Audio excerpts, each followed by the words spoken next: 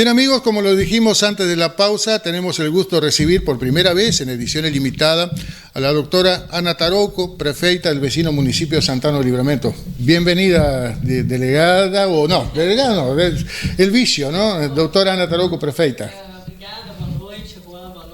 Que acompanham a edição ilimitada, é um prazer estar aqui, né? E já começamos muito bem, prefeita delegado, delegada prefeita, tanto faz, né? Es que usted llega a la política, digamos, de un ámbito diferente, pero bastante vinculado, porque ¿cuántos años ejerciendo como delegada de policía? Olha, como delegada de polícia, 10 anos. Como servidora pública do Estado, servidora pública lato sensu, 23 anos já eu tenho de carreira pública.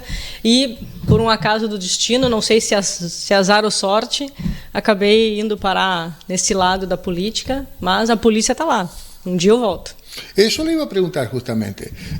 ¿La actividad política es algo que le surge como pensándolo ya en algo definitivo? Pero ya me acaba de responder. La policía tiene su lugarcito en el corazón y pretende volver allí en algún momento. Sempre, né, Juan? É impossível. A polícia é a vida da gente, né? Sobretudo para quem está lá enquanto missão de vida.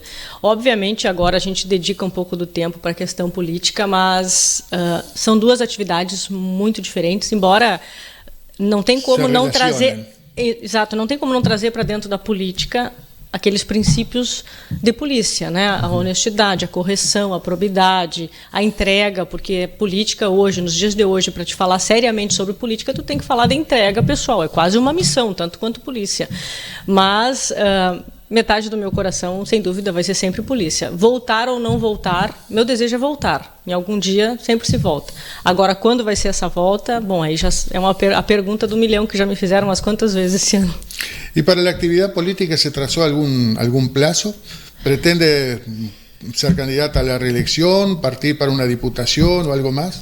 Olha, Rua, eu vou dizer que eu posso responder como na época da polícia. Quando eu entrei na polícia, eu tive um professor na academia de polícia que ele sempre dizia: se tu entra pensando pequeno, a tendência é que tu não seja um bom profissional. Então, quando eu me transformei, quando eu virei delegada, que eu passei no concurso e entrei para delegada, eu queria ser chefe de polícia, que era, digamos assim, o cargo máximo da instituição, que é até hoje.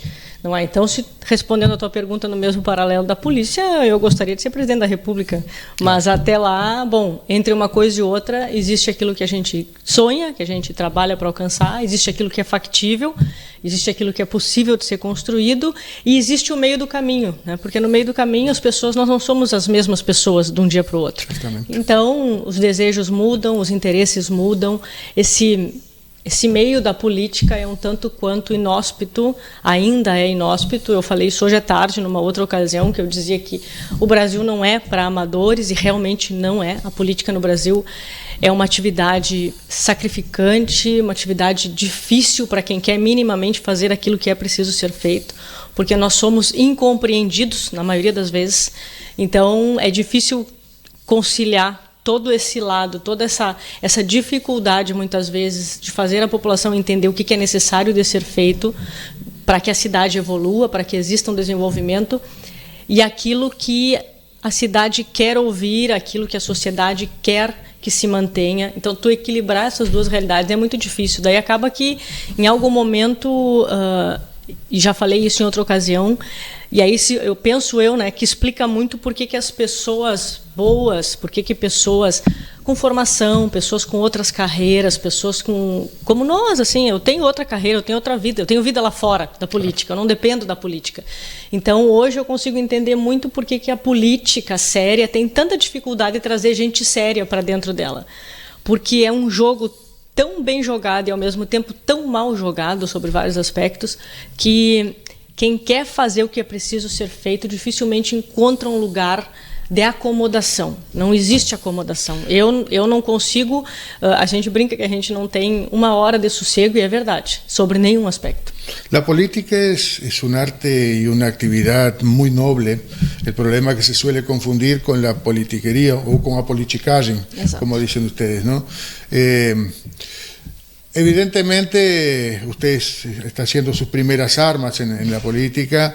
¿Cómo se siente en esta nueva etapa de su vida? Algo ya puedo inferir por su respuesta anterior. pero Sim. me gustaría escucharlo de su boca. Olha, eu diria que, como bem disseste, é uma atividade, o problema não é a política enquanto ciência, né? A política ela é necessária para que a gente possa viver em sociedade organizada.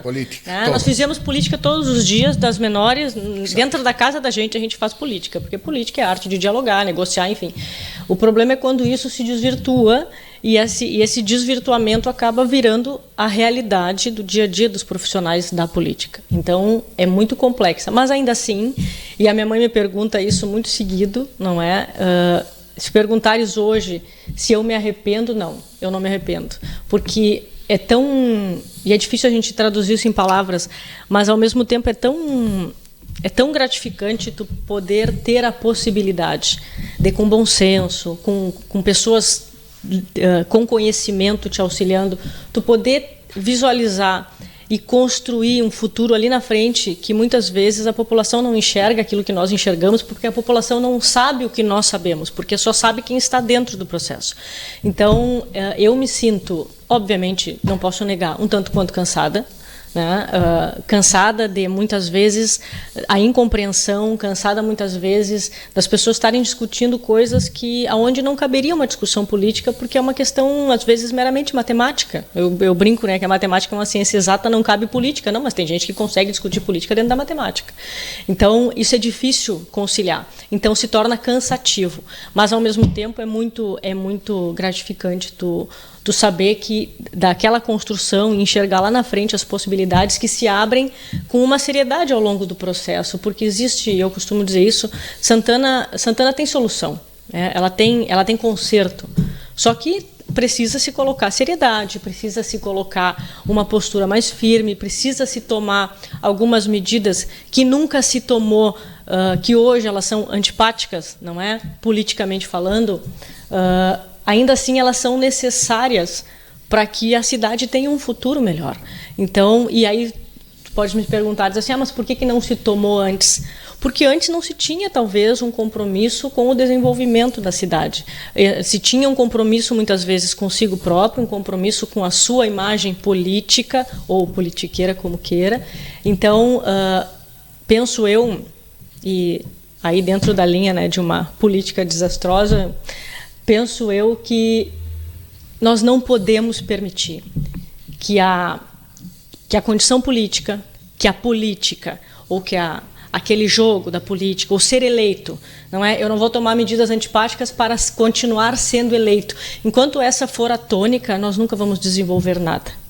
Porque aí eu só vou fazer aquilo que não é antipático. E gerir é dizer não, isso já não sou eu que digo, isso são os estudiosos da gestão pública, não é? Então, muitos não são necessários para que a gente consiga efetivamente administrar na casa da gente, assim, na vida da gente, assim, na administração pública não é diferente.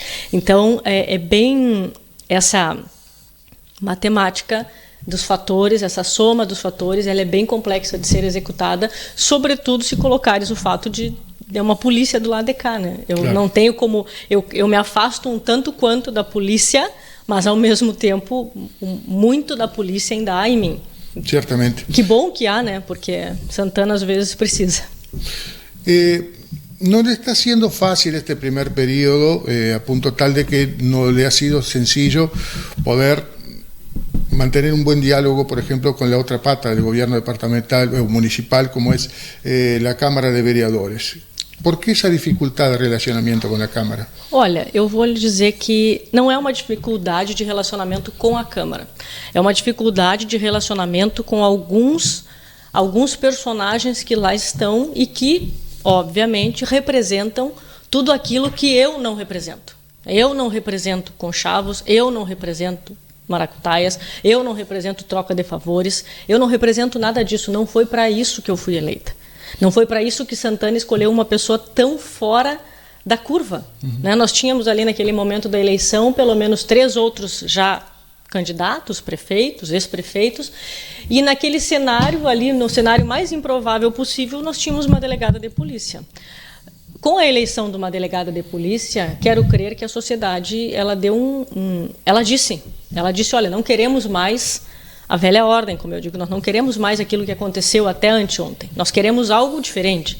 Então, o nosso compromisso, meu, de toda a equipe que trabalha comigo, é este o compromisso, entregar algo diferente. E o diferente assusta, o diferente acabou com os conchavos, acabou com as trocas de favores. Os nossos problemas, que muitos julgam problemas, eu não julgo problemas porque muitos deles eu me orgulho, porque eu já sabia que seria assim, porque quando a gente vem com a proposta de uma linguagem policial, de pedalar a porta do comodismo, de pedalar a porta da roubalheira, bom, aí nós temos que estar dispostos a enfrentar todo tipo de situação, e foi o que aconteceu já muito antes do início da nossa administração, lá na época, lá na transição, antes de janeiro do ano passado, nós já tínhamos problemas, por quê? Porque quando escolhemos o secretariado, quando escolhemos o primeiro escalão do governo, naquele momento eu, Evandro, o vice, nós dissemos não vamos aceitar ou não vamos compactuar com indicações políticas sem técnica. Ou seja, nós queremos pessoas com conhecimento naquelas áreas. Da saúde com conhecimento na saúde, educação com conhecimento em educação, e assim sucessivamente. Coisa que já não era assim há um bom tempo em Santana do Livramento. Então, ali nós já começamos a ter problemas, que para nós não eram problemas, nós já sabíamos que seria assim. Obviamente que toda essa postura, e muitos, que não são todos, alguns não gostam de polícia, por razões óbvias. E mal ou bem, eu sou polícia. Né? Eu estou prefeita, mas eu sou polícia e serei sempre polícia. E isso tudo, então, na linha, talvez, de muitos anos, de diálogos talvez não tão republicanos, né, de diálogos com outros interesses, como diria nosso famoso Brizola, hoje não existem mais. Hoje nós dialogamos republicanamente. Hoje, em cima da mesa, estão as cartas todas postas, dentro de uma realidade factível, daquilo que é possível ser feito, tanto pela Casa Legislativa quanto pelo Executivo, e, obviamente, que alguns, neste contexto, nunca estarão alcançados, porque o nosso objetivo é justamente não alcançá-los. Não compactuamos com certas práticas e não iremos compactuar. Usted dijo que el diálogo se ha transformado difícil, pero no con la Cámara, o sea, no con el Poder Legislativo, sino con algunos actores de ese Poder Legislativo. No obstante, ha habido situaciones en las que la unanimidad de la Cámara se ha posicionado fervorosamente en contra de resoluciones del Ejecutivo, como por ejemplo con el aumento del 33 y algo % del IPTU, el Impuesto Territorial Urbano, que en Uruguay corresponde o es el semejante a la contribución inmobiliaria. ¿En qué quedó eso finalmente? Sé que el Legislativo había intentado y había interpuesto recursos ante la justicia, el Ejecutivo se había mantenido firme. Finalmente, el impuesto se mantuvo en el 32 con el 82%? Se manteve porque existia uma legislação se eu não me engano, do ano de 2007. Né? Ou seja, não foi uma legislação criada pelo nosso governo, foi uma legislação antiga que simplesmente foi cumprida pelo Executivo na linha do que nós falamos. O Executivo hoje cumpre a legislação, ela seja boa ou ela seja ruim, porque o ruim, nós temos que fazer um parênteses. O cenário, né, o cenário do que é bom e do que é ruim em Santana do Livramento, ele tem um fator importante que eu já falei nele, que é aquela ideia de muitas pessoas, de muitos desses personagens, aquilo que é antipático pela percepção popular, e por muitos deles dependerem daquilo ali, dependerem da política, acaba que não se vota, mesmo que no seu íntimo se saiba que aquilo é necessário para o desenvolvimento da cidade. Eu não posso, enquanto político, o meu compromisso comigo, com a minha eleição, eu não posso contrariar aquilo que o eleitor está dizendo que, em tese, não é bom. Então, essa jogar com a torcida, não sei se consigo me fazer entender. Perfeito. O jogar com a torcida para a tribuna, como decimos. Exato. Acá. O jogar com a torcida é muito presente em Santana do Livramento.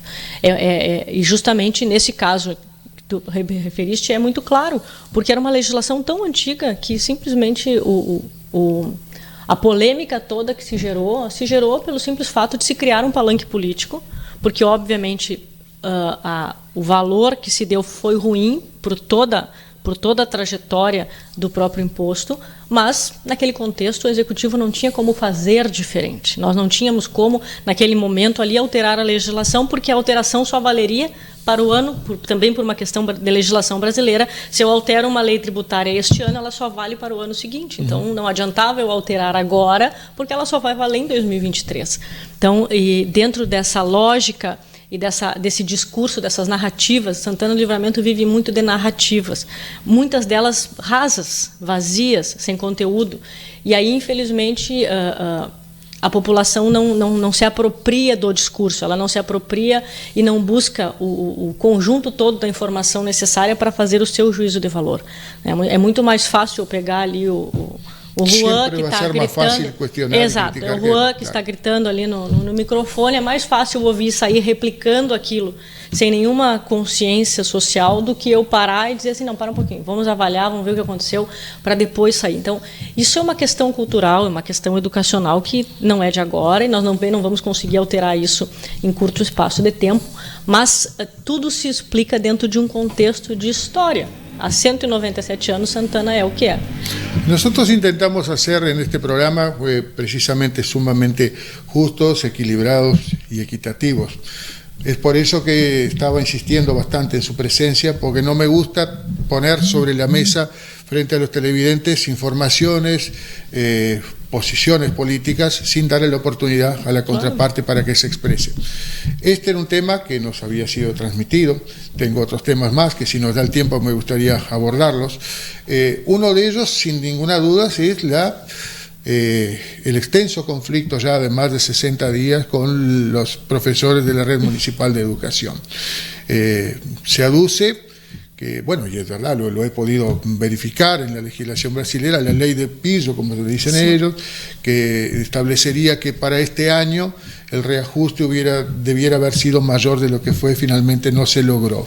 ¿Cuál es el argumento para no haber podido acatar en la medida que exigía la ley del piso esse reajuste salarial? Bom, a explicação é bastante técnica, então vou tentar compilar para tentar ser clara numa explicação que é difícil de fazer até para nós que estamos debruçados há pelo menos 60 dias em cima da questão. O governo municipal ainda não sinalizou com a questão do pagamento ou não pagamento e como vai ser esse pagamento. E por que não sinalizamos? Porque simplesmente não temos uma resposta matemática satisfatória. E aí nós vamos falar de novo de matemática e de legislação. Somos um governo que cumprimos minimamente as legislações. Dentro daquilo que está ao nosso alcance, se cumpre a legislação. E aí nós temos, nesta questão específica, nós temos duas legislações, vamos falar assim. Que se contrapõem. Que se contrapõem, exatamente. Nós temos uma legislação superior, que é a Lei de Responsabilidade Fiscal, a Lei Complementar 101, onde ela diz que o meu gasto com o pessoal, tudo que eu arrecado no município, eu só posso gastar com o pessoal até 54% da minha arrecadação. Tá? Matemática. Correto. Não vou falar de política aqui, vou falar de matemática. E nós temos a previsão do piso. Contudo, quando recebemos a cidade de Santana do Livramento, nós já recebemos livramento com um gasto de pessoal de 51,5, 6 ou 7, não recordo agora. Mas quase 52% de tudo que se arrecada. Limite. Ou seja, 2% de limite. 33% ultrapassaria em muito este limite. E se eu ultrapassar este limite previsto na lei, além de eu incidir num crime de responsabilidade, eu, prefeita, a legislação, de forma categórica, sem possibilidades de muita coisa, ela já determina sanções ao município. E são sanções absolutamente severas.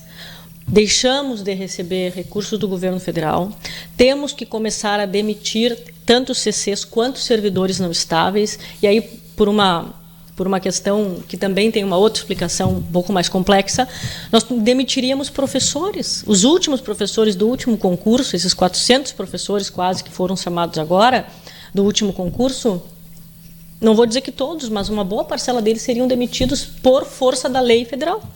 Então, naquilo que eu falei, nesse equilíbrio entre tentar alcançar o que é possível e aquilo que está dentro da nossa realidade posta enquanto legislação, por isso que ainda não se conseguiu chegar numa finalização deste processo, que a gente tem eu tenho dito isso em todas as ocasiões, não é um querer da prefeita, não é que a prefeita queira ou não queira pagar o piso, é porque, infelizmente, nós estamos engessados. Recebemos um município com um gasto de pessoal muito elevado. O ano passado fizemos o nosso dever de casa, reduzimos mais de quase 2 milhões em hora extra, reduzimos diárias, reduzimos tudo aquilo que era possível, ou seja, cortamos na própria carne para enxugar. Só que esse enxugamento, numa realidade de tantos anos, de aumento de gasto com o pessoal, e aí voltamos a falar do IPTU, porque tudo casa, né? É um discurso único, e não é um discurso, é a realidade. Nós temos ali muito gasto com o pessoal, de várias formas de gasto com o pessoal, que não cabem aqui nesse espaço, e nós temos um município que só se preocupou em fazer política. Então, e a arrecadação não é um tema bom para político. Político não gosta de falar de arrecadação. Porque quando tu fala de arrecadação, as pessoas na hora já lembram aumento de imposto. Não necessariamente é aumento de imposto. Pode até ser, mas existem outras formas de aumento de arrecadação que não é aumento de imposto. Só que o político não fala disso. Redução de gasto. Não, e até aumento de arrecadação. Nós podemos aumentar a arrecadação, por exemplo, combatendo a própria sonegação fiscal, que é elevadíssima. Seguramente. Então, eu não falei de aumento de imposto. Estou falando, mas falo de aumento de arrecadação. Promovendo o desenvolvimento do comércio e da indústria turística. Mas por que é que não se preocupou com isso ao longo dos anos na cidade? Por quê? Porque politicamente é um discurso desastroso. E é mesmo. Mas os políticos da atualidade, ou pelo menos aqueles que querem minimamente administrar alguma coisa, ou a gente escolhe. Ou eu faço política só, aí eu dou tapinha nas costas, sorrisinho, não tomo nenhuma medida antipática, né? Faço aquilo que dá dentro das possibilidades, ou eu administro a cidade e garanto que ela tenha um futuro ali na frente. Mas aí politicamente, bom, eu escolho, ou eu faço política somente, e aí não me indisponho com o eleitorado, não me indisponho com a Câmara de Vereadores, não me indisponho com as outras instituições, mas também não governo. Claro. É uma escolha. Le cambio la pregunta, prefeita. Se me ha transmitido también que, por ejemplo, en algunos estados y en algunos municipios, los recursos aportados por el gobierno federal al FUNDEB, para aquellos que no lo saben, el FUNDEB es el Fundo Nacional de Desenvolvimiento para Educación, ¿no? Que en este caso para el municipio donde rondaría los 41 millones de reales. En algunos estados y en algunos municipios esto no hace parte o no se lo considera dentro del 54% contenido en esa legislación que usted manejaba. ¿Por qué no se optó, no se decidió echar mano de esos recursos? Si es que llegaron esos recursos. Sim e não. São duas coisas diferentes, né? O que eu falei aqui, os 54%, eu estou falando de orçamento como um todo. Eu não estou falando de dinheiro especificamente. Houve um recurso, inclusive uma sobra do ano passado, que vai ser reaproveitado este ano, que não entra no orçamento deste ano, porque entrou no do ano passado. Então, tudo isso são realidades diferentes. Uma coisa é eu falar do recurso Fundeb, do governo federal, mandando dinheiro para os municípios. Isso é uma questão. Outra questão são os 54%. São coisas diferentes. E aí vem uma nova discussão, né, que é o piso da enfermagem, que agora também está sendo decidido, certo, que vai ser uma outra realidade. Aí, mais uma vez, enfrentaremos o mesmo problema. O governo federal sinaliza, pelo menos é o que parece, com o aporte de recurso, de dinheiro, para fazer frente ao piso da enfermagem. Sim, mas aí eu volto a perguntar, como vai ficar o meu limite prudencial do gasto com o pessoal? Isso são duas questões diferentes. Aí, por exemplo, vou usar o caso agora essa semana que nós estávamos com a prefeita, se não me engano era de Massambará. Ela conseguiu pagar os 33. Aí eu perguntei para ela como que ela conseguiu essa proeza. Claro que Massambará é uma cidadezinha bem pequena, mas quanto menor a cidade, menor a arrecadação. Então, as realidades são diferentes, mas os orçamentos também são diferentes. Aí ela me disse que ela recebeu o município com 32% de gastos com o pessoal. Claro, você lo recebeu com 41 e algo. E não, eu recebi com 51. 51 a 52, claro. Ela agora, depois dos 33, ela está em 41. Ou seja, ela ainda está, como a gente costuma dizer, ela está tranquila, claro, na realidade orçamentária, não financeira, na realidade orçamentária dela. Então, infelizmente, esse luxo, Livramento por hora não tem. Porque nós ao longo dos anos, e aí não estou culpando ninguém, estou falando enquanto cidade, enquanto administrações, nós não fizemos esse dever de casa, de aumentar o nosso gasto com o pessoal de forma responsável, controlar esse gasto e, ao mesmo tempo, pensar naquilo que equilibra a balança, que é a questão das receitas. Porque eu disse hoje de tarde também, coincidentemente, de que vive o município? Isso é uma fala muito do Evandro, muito do vice. O município não produz nada, nós não produzimos dinheiro. O município vive, paga suas contas, paga seu efetivo, paga com o recurso de quê? Sim, claro, dos impostos. Claro. Então, nós precisamos falar de arrecadação se quisermos falar de gasto.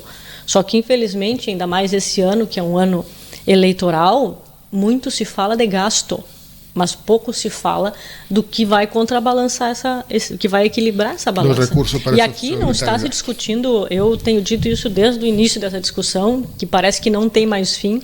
Acredite, eu sou a pessoa que mais gostaria de já ter resolvido isso, porque já não se dorme mais. Não, me imagino, claro. Se houvesse a possibilidade, eu por mim que dava os 33 para todos os servidores do município. Mas o município não tem condições de fazer isso. Ele, para todos, não tem dinheiro e também não tem nem orçamento para falarmos só na questão dos professores, que em Santana do Livramento, eu não sei exatamente o número certo, mas são praticamente 700 profissionais. Claro.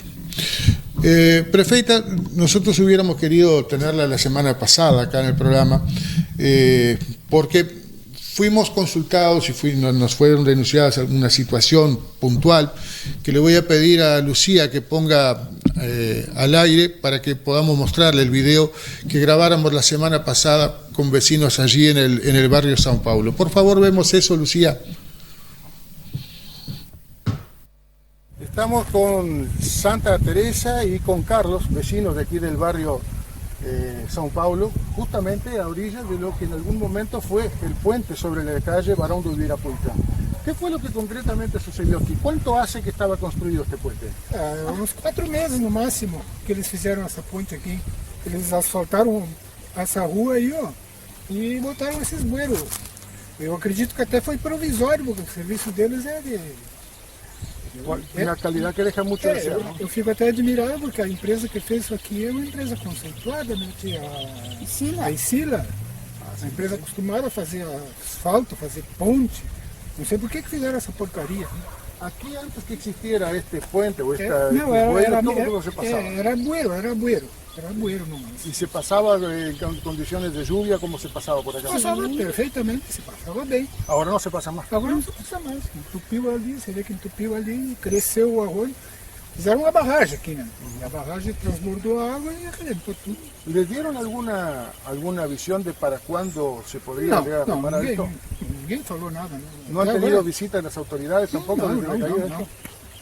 Inclusive aquela rua de lá da minha casa, Valdomiro Bacedas, eles também asfaltaram ela. Só que o Dair já fez 3 buracos para consertar canos de água e deixam do mesmo jeito. Fica a buraqueira na rua. Fica o buraco na rua. Né? Foi assim mesmo. Eu havia falado com ela que, infelizmente, essa ponte aí não iria durar muito tempo. E ela disse que iria voltar. Como eu disse, a gente está esperando, né, que volte. Está vindo o pessoal, realmente está vindo. Veio o pessoal como vocês podem notar, veio o pessoal da Luz Azulzinho, como a gente chama aqui, né, que é a guarda municipal. Vieram aqui, fecharam e tudo mais, mas o pessoal não tem consciência, já abriram ali de novo. E essa ponte está perigosa. Então a gente está esperando que ela volte para arrumar, né? Por ahora solamente se puede pasar a pie y mismo así no se debería pasar vehículos ni pensar. Ustedes recibieron la visita de la Guardia Municipal, como dicen ustedes. ¿En algún momento se les explicó cuándo se prevé reparar esto? Olha, isso daí, pela Guarda Municipal não, porque também não é, eles não têm essa previsão. Essa potestade. Isso, exato. Mas teve um engenheiro aqui em cima uma vez, ele disse que isso daqui eles começaram agora, mas não sabem quando que vão arrumar.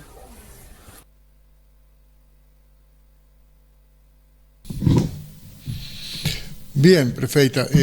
Como le decía, hubiera querido tenerla aquí la semana pasada, pero bueno, usted pudo observar. 2 cosas. Tengo 2 versiones. Una, los que me decían los vecinos acá, que es una obra, fue hecha por la Isila. Otros me dicen que en realidad Isila lo que hizo fue el pavimento, pero que el puente fue hecho por la prefeitura. No es lo importante. Lo importante es saber o darle la respuesta a los vecinos si hay alguna previsión de cuándo va a poder ser librado nuevamente el uso público este puente. Sim, eu acho que o importante nesse caso é primeiro a gente contextualizar, né? Eu acho que o senhor aquele que falou primeiro falou muito bem. A ponte ela já vinha interditada há aproximadamente 3 anos. Nesse meio tempo, o Executivo Municipal, na época, recebeu do governo federal, via Defesa Civil, um recurso de aproximadamente R$500 mil para fazer a manutenção desta ponte e uma outra que não vem ao caso neste momento. Esse recurso foi perdido pela administração anterior. Nós judicializamos este recurso para não perder, ou seja, quando eu assumi em janeiro, a União se devolve, eu disse, não vou devolver, eu sou bem rebelde por algumas coisas, e aí nós fomos para o judiciário brigar pelo dinheiro, para que mantivéssemos esse dinheiro. Conseguimos ganhar no judiciário. Mais uma do ex-prefeito, então? Isso aí é o senhor que está dizendo. Assuma a responsabilidade. Conseguimos ganhar o recurso está nos cofres do município, está na fase de licitação, porque o que aconteceu? Nesse caso, depois, aí eu vou falar, depois vou dar a explicação do agora. Estou só contextualizando, que é para as pessoas não ficarem só com a ideia do hoje. Claro. Existe um histórico por trás dessa ponte. O que aconteceu? Como isso era um recurso de 2019 ou 20, não me recordo agora, que não foi usado na época, nós tivemos nesse meio do caminho o quê? A Covid. E o preço Covid, como a gente diz, tudo hoje o que custava 500 mil, o que tu arrumava com 500 mil, hoje tu não arruma com menos de R$1 milhão, por conta da inflação, dos preços Covid, enfim. Essa é a realidade posta hoje. Hoje nós temos esse recurso, só que esse recurso que lá na época daria para ter feito essas 2 obras, inclusive uma era essa ponte, hoje não dá para fazer as 2 obras. Então, o município está tentando achar dentro do seu financeiro e do seu orçamento para colocar mais dinheiro nesses 500 para poder fazer as 2. Aí o que se fez? Como essa ponte já estava interditada há mais de 3 anos, sem possibilidade de nenhuma trafegabilidade, fizemos uma alteração, e aí 2 coisas. A prefeitura fez uma obra temporária com a questão dos canos, dos bueiros, e a Isila, daí num outro momento, a Isila fez a parte de cima, porque ela já vinha fazendo, ela só completou. Claro. Obviamente, isso o senhor aqui ele falou muito bem quando eu estive lá, para ver, antes de toda essa chuva que foi, nem sei quantos milímetros, mas foi muita chuva. Quase 300. Exatamente. Obviamente, a nossa solução temporária, como se pôde ver, foi por água abaixo, literalmente. Então, agora nós estamos trabalhando no como vamos temporariamente, porque, como eu disse, a solução definitiva daquilo ali, ainda eu não tenho um prazo. E aí eu venho naquilo que eu digo sempre, eu tenho a nítida sensação que eu frustro as pessoas com a minha verdade, mas eu não posso vir aqui e dizer, não, em alguns meses a ponte vai estar solucionada. Não, eu não tenho sequer hoje uma licitação em andamento para a solução definitiva, estou falando de solução definitiva. Provisória, estamos trabalhando nisso, porque precisamos dos bueiros, precisamos de pedra, enfim, de algo que, por incrível que pareça, não sei como é que é aqui em Ribeira, mas em Santana do Livramento as coisas não acontecem da noite para o dia dentro da administração. E para essa solução provisória, que, bueno, durará lo que permita a natureza. Exato. Não há alguma previsão? Eu não tenho como lhe dizer agora, porque eu preciso de bueiros. O município nós não produzimos bueiros, nós compramos bueiros. Sim, a casa fabrica. Exatamente. E aí isso aqui, olha, lhe digo, se eu tivesse as condições que vocês têm aqui hoje lá, muita coisa andaria mais rápido. Então, eu preciso fazer ou uma licitação, eu preciso licitar a compra dos bueiros, que o município não tem no seu pátio ali aguardando, para a solução provisória. A solução definitiva, aí sim, essa certamente é bem mais demorada por todo esse trâmite que eu já contei e todo o trâmite que vem daqui para frente, porque nós não podemos esquecer que este ano no Brasil é um ano eleitoral. Claro. Então, nós estamos em maio, daqui a 1 mês e meio não se começa mais obra nenhuma no Brasil, por conta das restrições da lei eleitoral. Então, tudo isso são problemas que a gente vai enfrentar daqui para frente, a não ser que seja, talvez, dentro de uma ideia de emergencialidade, seria possível, mas aí é toda uma questão jurídica que acho que não cabe aqui nesse momento. Prefeita Ana Taroco, doctora Ana Taroco, quiero agradecerle su presencia. Creo que fue bastante esclarecedora. Disculpe que si en algún momento la tomé por sorpresa con algunas cosas, pero usted está preparada para esto. Seguramente ya le habrán preguntado muchas veces del otro lado de la línea divisoria, sí. Pero acá nosotros tenemos sabemos que esta ciudad hay muchísimos santanenses o familiares de santanenses que viven acá y que por ahí no tenían respuesta a muchas de las cosas que usted aportou agora. Muchas gracias por sua presença. Eu que agradeço a oportunidade, agradeço. Pegar a polícia de surpresa é difícil. Né? Seguramente. Mas eu fico feliz, eu acho que nós estamos aqui justamente para trazer aquilo que realmente é, aquilo que está acontecendo, o porquê aconteceu, o porquê não aconteceu, o porquê não vai acontecer ou vai acontecer. Nós não temos... O nosso compromisso é meramente com a verdade, com aquilo que a gente pode trazer e pode comprovar minimamente. Gostaria de agradecer a oportunidade. Somos parceiros aqui de todo esse lado de cá. Somos uma cidade única, né? Nos tratamos como tal, temos várias pautas em comum junto com a intendência, enfim, dentro de toda a ideia da agenda urbana, que é um projeto bastante interessante, caberia outro programa aqui. É muito interessante. A agenda binacional? Exatamente. A agenda binacional que acá se habla muito pouco. Lá nós falamos muito, trabalhamos muito em cima dela e temos muita expectativa, justamente até dentro da lógica e da ideia de desenvolvimento, né? Nós podemos... Livramento sozinha se desenvolve, mas Livramento junto com Rivera nós podemos potencializar isso para os dois lados. Então nós temos que parar de nos enxergar como diferentes e nos tratarmos como iguais, que é o que somos, né? Somos uma única cidade com duas bandeiras. Então essa é a lógica. Em algum outro momento vamos a ter a oportunidade de dialogar sobre esta agenda binacional. Eu tive acesso há poucos dias a un documento emitido y supuestamente firmado por usted y por el intendente Rivera, incluso con un formulario para ser rellenado por la comunidad.